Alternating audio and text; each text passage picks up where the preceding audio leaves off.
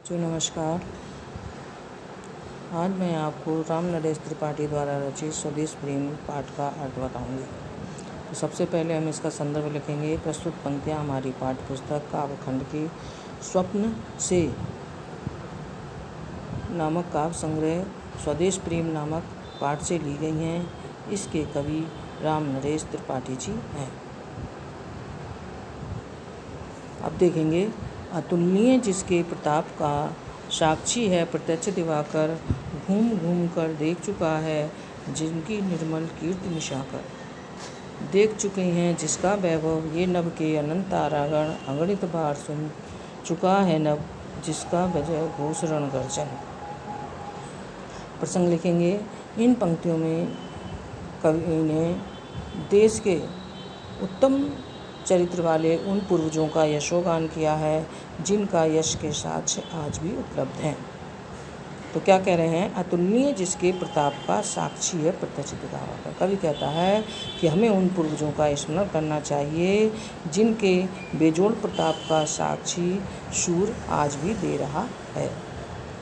घूम घूम कर देख चुका है जिनकी निर्मल कीर्ति निशाकर। और यही तो वे हमारे महापुरुष थे जिनकी धवल और स्वच्छ कीर्ति को चंद्रमा भी चारों तरफ घूम घूम कर देख चुका है। देख चुके हैं जिनका वैभव ये नभ के अनंत तारागण। और हमारे पूर्वज ऐसे थे जिनके ऐश्वर्य को आकाश के अनंत तारागण भी बहुत समय पहले देख चुके थे।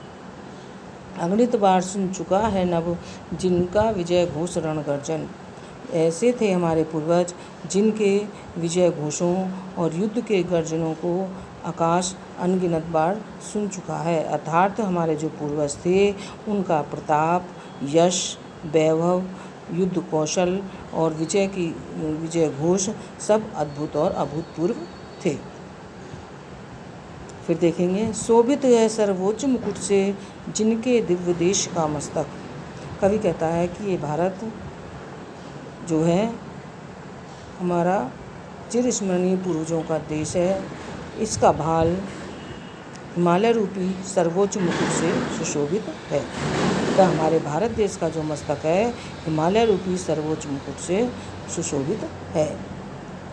गूंज रही हैं सकल दिशाएं जिनके जय गीतों से अब तक। हमारे पूर्वज ऐसे थे जिनके विजय के गीतों से आज भी संपूर्ण दिशाएं गूंज रही हैं। जिनकी महिमा का है अविरल साक्षी सत्यरूप हिमगिरिवर। यही तो हमारे पूर्वज थे जिनकी महिमा का साक्षी आज भी सत्य स्वरूप वाला हिमालय दे रहा है। अर्थात जिनकी महिमा की साक्षी हिमालय आज भी सत्यरूप में दे रहा है। उतरा करते थे विमान दल जिसके विस्तृत वक्ष स्थल पर। हिमालय का भी अपना इतिहास है। इसके वक्ष स्थल पर विभिन्न लोगों के विमान समूह बना कर उतरा करते थे। मतलब हिमालय पर जो है विमान विभिन्न लोगों के तरह के दूर दूर से लोगों के विमान समूह बना कर उतरा करते थे।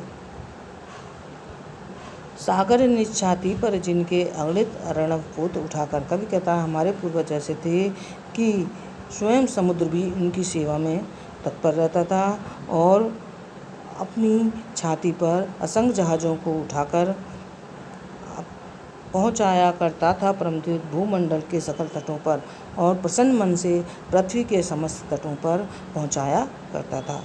जहाज़ों को उठाकर पृथ्वी के जहां स्थान पर आवश्यकता होती थी उस स्थान पर पहुंचाया करता था।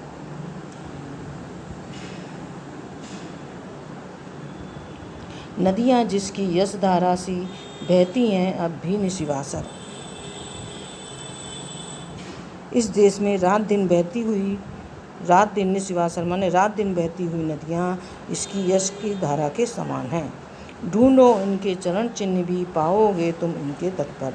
कवि कहता है कि हमारे पूर्वज धन थे, उनका समर्पण अद्भुत था। अगर हम इनके चरण चिन्हों को सागर और नदी के तट पर ढूंढने जाएं तो हमें इनके चरण चिन्ह अवश्य मिल जाएंगे। इसका काव्य का सौंदर्य है। साहित्यिक हिंदी। रसवीर गुण ओज।